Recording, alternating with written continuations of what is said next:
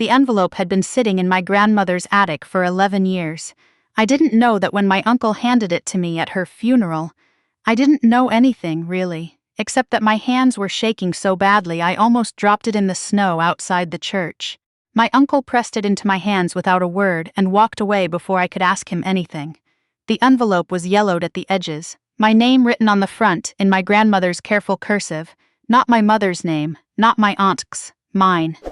I stood there in the parking lot with sleet coming down on my black coat, and people brushing past me in ones and twos, heading to their cars, and all I could think was, she knew something. She always knew something, and whatever it was, she waited until she couldn't tell me herself to let me find out. My mother appeared at my elbow. She took one look at the envelope and something in her face shifted. Not grief, not surprise, but something cold and fast that she buried under a tight smile before I could name it. "Where did you get that?" she said. "Uncle Terence gave it to me." Her smile didn't waver, but her eyes went flat. "You should let me hold on to that for safekeeping, honey. Today's been hard enough, you don't need to." "I'll read it later," I said, and I put it in my bag before she could reach for it. She didn't push. She never pushed in public. That was the thing about my mother. She was always the most composed person in any room, which meant no one ever believed me when I said she made me feel like I was disappearing. I need to go back a little so this makes sense. I was 28 years old, and I still didn't fully understand why I felt like a stranger in my own family.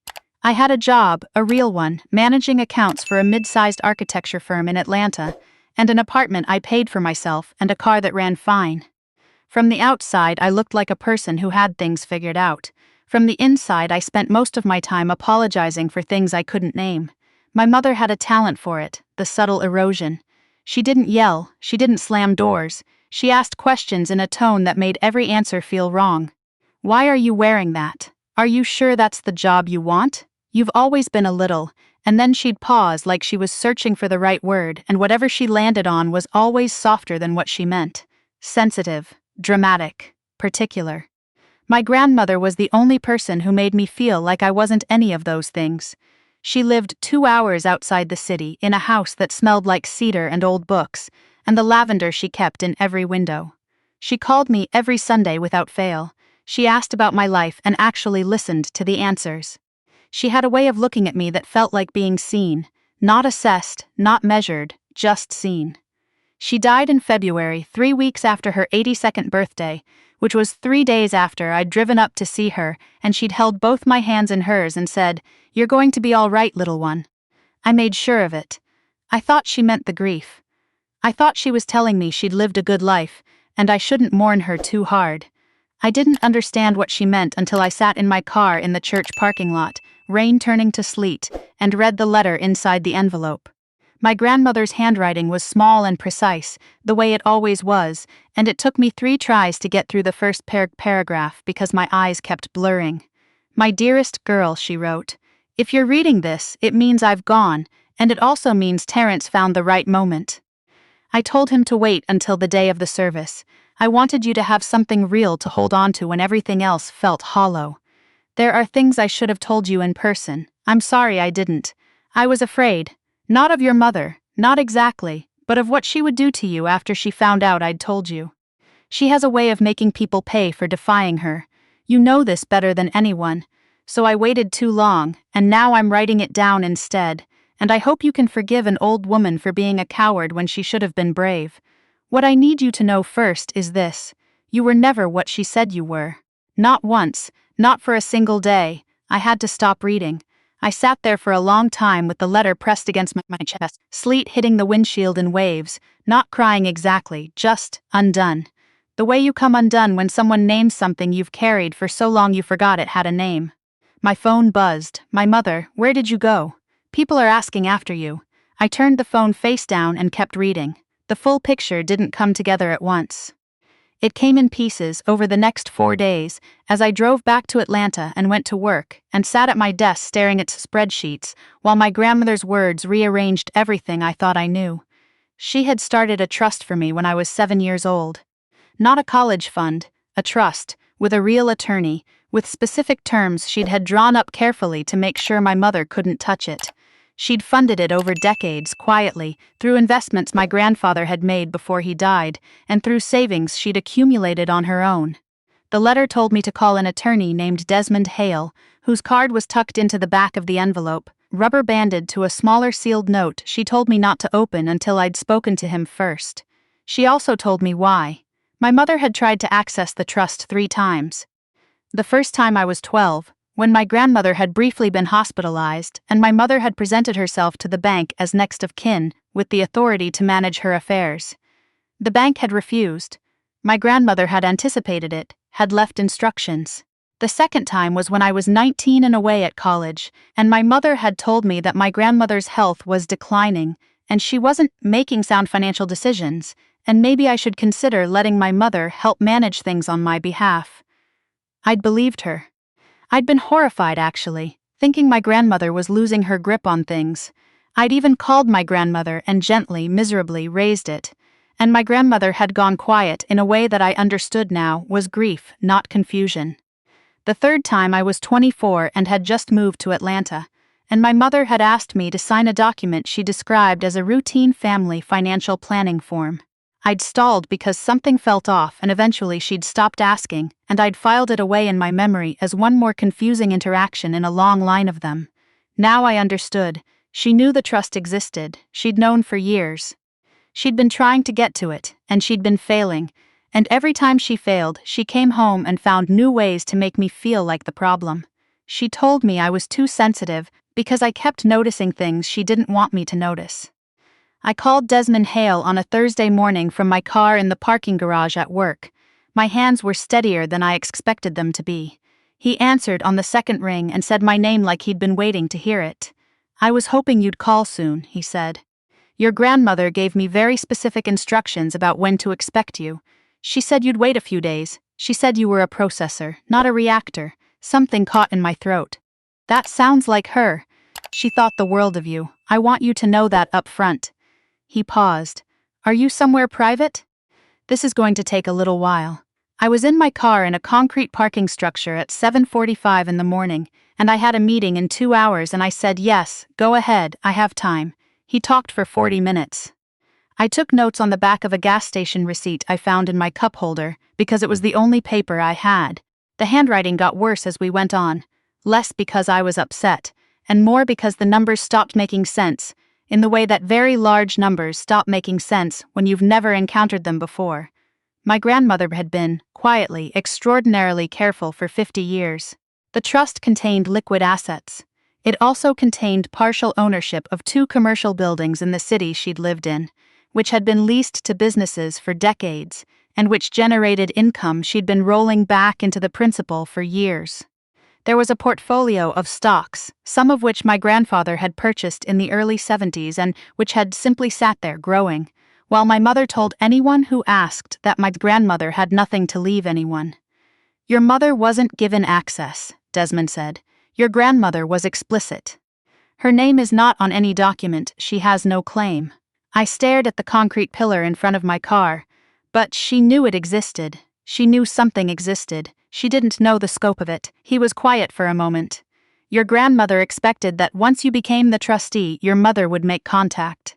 She left instructions for how I should handle that." "What does that mean?"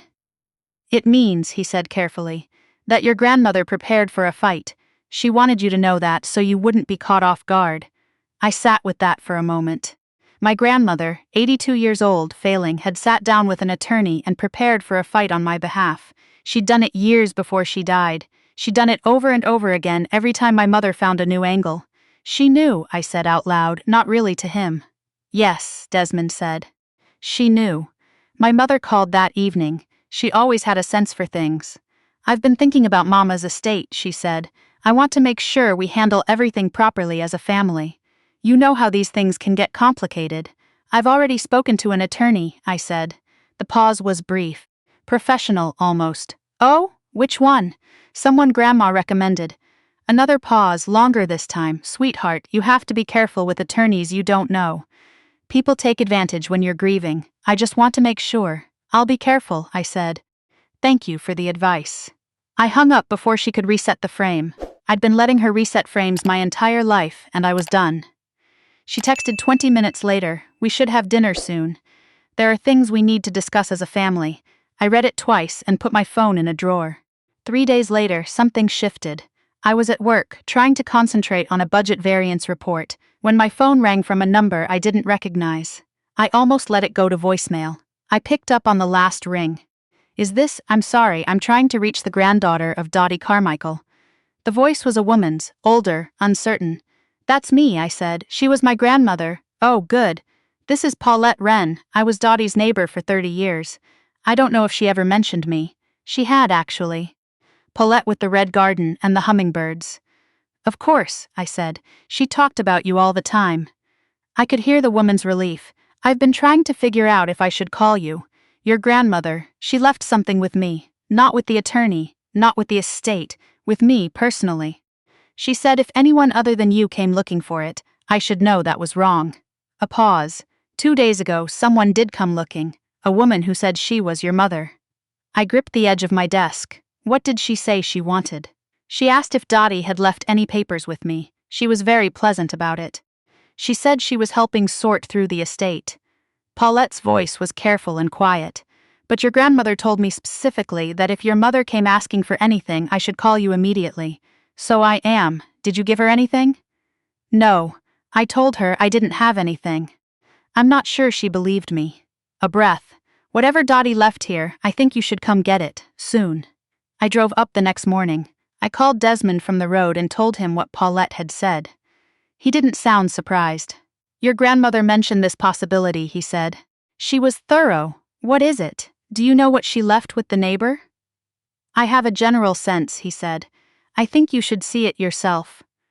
Paulette was a small woman with silver hair and an expression that reminded me of someone who'd learned to be careful without becoming hard. She made me tea I didn't drink and sat across from me at her kitchen table and put a wooden box in front of me, the size of a large shoebox, locked with a small key she handed me separately. "She brought it over about 3 years ago," Paulette said. "She said she was reorganizing and wanted to keep certain things somewhere that wasn't the house, where other people might go through them." I understood. My mother had a key to my grandmother's house. She'd had one for years. I opened the box. The first thing inside was a folder, and inside the folder were documents I recognized, variations on the ones Desmond had described, but older, handwritten in some cases, official stamps in others. Evidence, I realized slowly. Decades of evidence. Bank communications showing attempts to access accounts that weren't hers.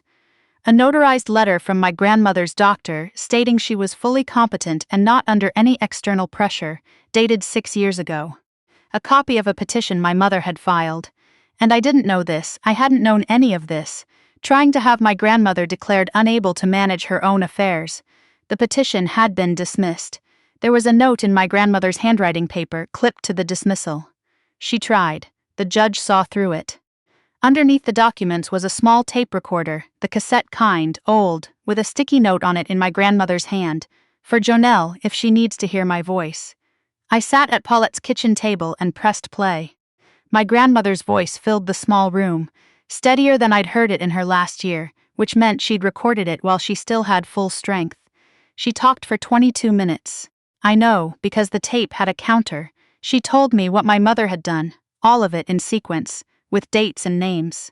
She told me about the letters she'd tried to send me over the years, that she suspected my mother had intercepted, because I'd never responded to them. She told me about the times she'd asked to visit and been told I was busy, that I'd said I needed space, things I had never said. She told me she'd spent years believing I didn't want to see her before she'd finally called me directly on a number she'd gotten from my college friend's mother, and I'd picked up immediately and said, "Grandma, I've missed you so much," and that was when she understood. I cried for a week after that call, her voice said on the tape, and I pressed my hand over my mouth. "Not because I was sad, little one. Because you picked up. You picked up, and I knew then that whatever she told you, whatever she made you believe about me, it hadn't worked all the way. You still knew me. You still wanted me." I was not holding myself together by this point. Paulette had quietly left the room. "I want you to use what I've left you," my grandmother said. "Not to punish her, not to fight her, if you can avoid it. Use it to build something she never gave you permission to build. Build a life that belongs to you. That's all I ever wanted for you, baby. That's all I ever wanted. The tape clicked off. I sat there for a long time in the quiet kitchen with the box in front of me and the cassette player warm in my hands, and I didn't try to stop anything, I just let it come. My mother called while I was still on the drive back to Atlanta. I let it ring. She called again 20 minutes later. Then my aunt, her sister, her ally, texted asking if I could meet for coffee that week, something in her tone too casual to be casual. They knew I'd been to Paulette's. Somehow they knew, or suspected, which amounted to the same thing. I called Desmond and told him everything. She's going to move quickly, he said. If she thinks you have documentation, she'll try to get ahead of it. I'd expect her to make some kind of legal claim, possible challenge to the trust validity, something about your grandmother's competence at the time of drafting. Can she do that? She can try, he said. It won't succeed. Your grandmother made sure of that. But it'll cost you time and energy, and she knows that. He paused. You need someone on your side who does this kind of work. I can draft documents and manage the trust administration, but you need an advocate, a litigator. I have someone I'd recommend. Her name was Carmen Osi, and she called me that evening, and within 4 minutes of talking to her I understood that my mother had finally met someone she couldn't charm. Your grandmother was extremely well prepared, Carmen said. I've handled estate disputes for 15 years. I've rarely seen documentation this thorough. Your mother will claim incompetence. We'll counter with the medical records. She'll claim undue influence. We'll counter with the tape, the notarized letters, the bank communications. She'll claim you manipulated your grandmother. Carmen's voice was precise and unhurried, like she was laying out tiles. And then I'll introduce the history of her own documented attempts to access these assets, which will make it very clear who was doing the manipulating. I exhaled. You make it sound straightforward. It's not straightforward, she said. It's going to be stressful and it's going to feel personal because it is personal. But the law is on your side and so is the evidence, and those are the two things that matter in a courtroom. A pause. How are you holding up? The question surprised me. I thought about it honestly. I feel like someone described a room I've been living in my whole life, except in the description there are no walls. I feel less crazy than I've ever felt. Which is strange, because this is probably the worst thing that's happened to me. Carmen was quiet for a moment. That's not strange, she said. That's what it feels like when you find out you were right. The filing came 8 days later. My mother had hired someone fast, a challenge to the trust on the grounds that my grandmother had not been of sound mind in the years prior to her death, and that the trust had been established under conditions of emotional manipulation by, and I had to read this sentence 3 times, her granddaughter, who isolated her from her family and exploited her affection for financial gain. I sat with the document in my lap on my apartment floor and thought about all the Sundays, all the phone calls, the lavender in the windows, the way she'd looked at me when I walked in and how the whole house had exhaled when I arrived. Then I put the document in a folder and labeled it and sent it to Carmen and went for a run, because I needed to put my body somewhere my brain wasn't.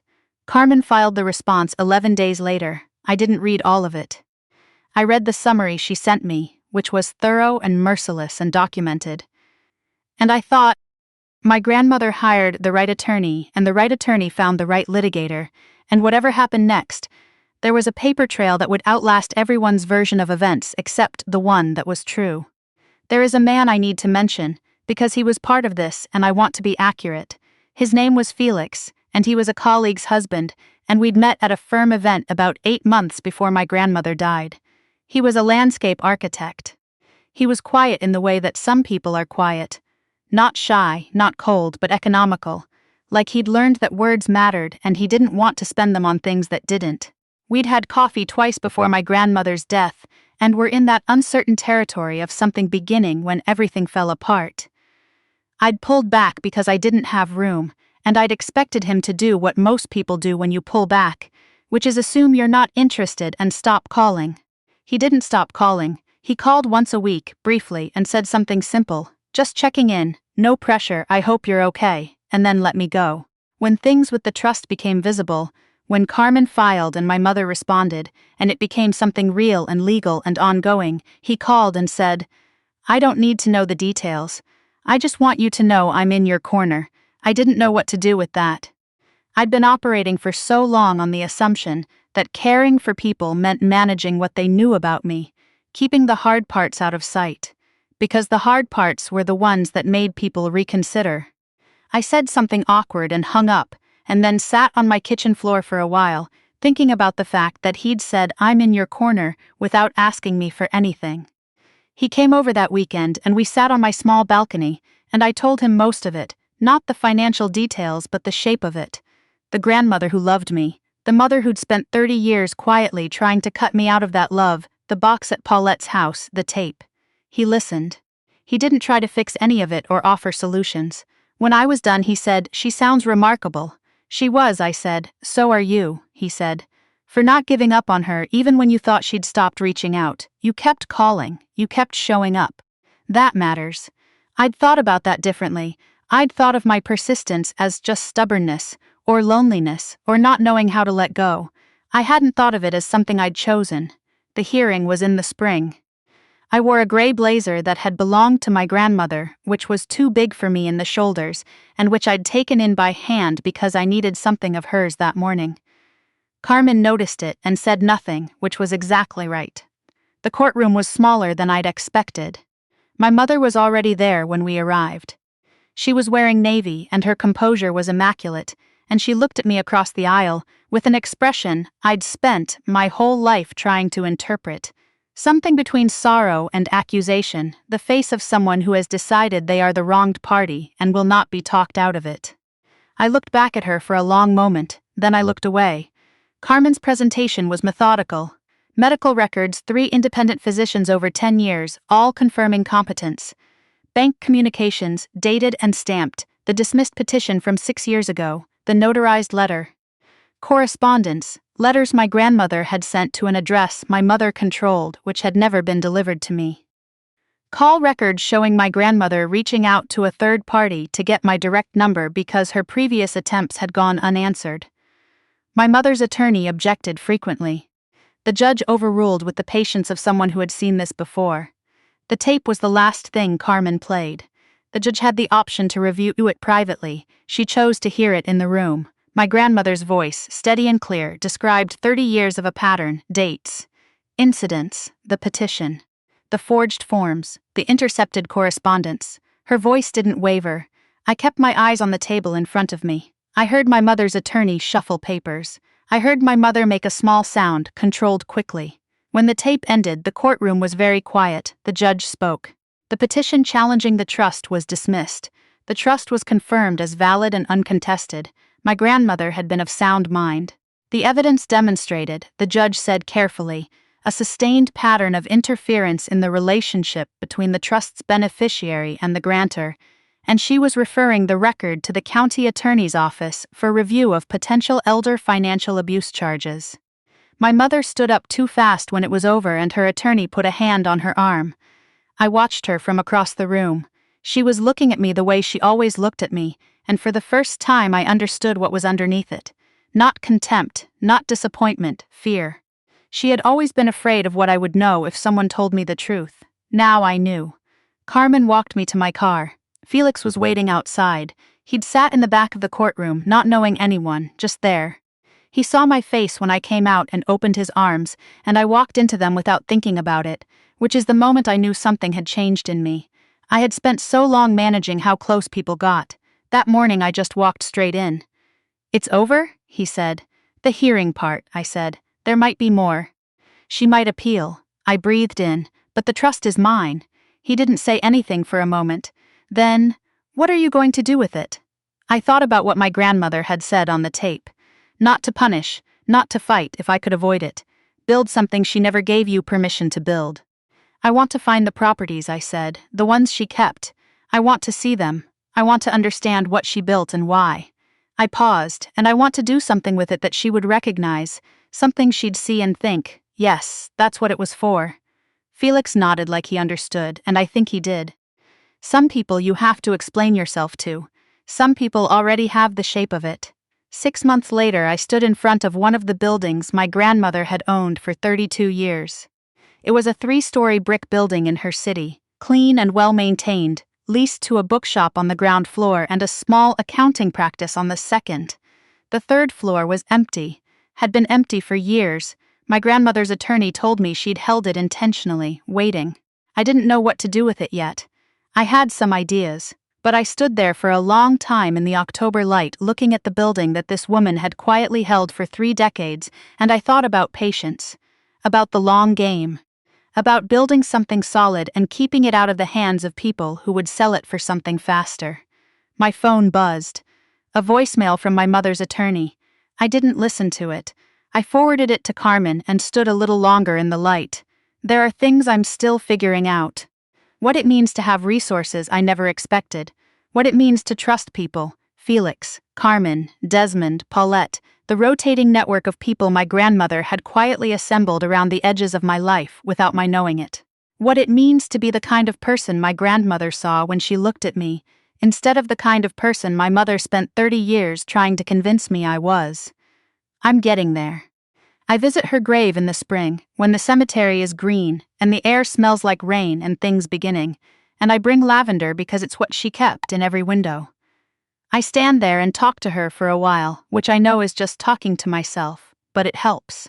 I tell her about the building and Felix and the bookshop on the ground floor that has a cat, and I tell her that the accounting firm on the second floor has been there for 14 years, and the woman who runs it left a note in my mailbox when she found out I was the new trustee that said simply, "Your grandmother was a remarkable person. She was always very kind to us." I tell my grandmother about that note every time. She would have loved knowing someone said that. "I'm building something," I tell her, standing in the spring light. I don't know exactly what yet, but I'm starting to see the shape of it. And underneath the lavender and the good ache of missing her, and the long strange relief of knowing the truth, I feel it.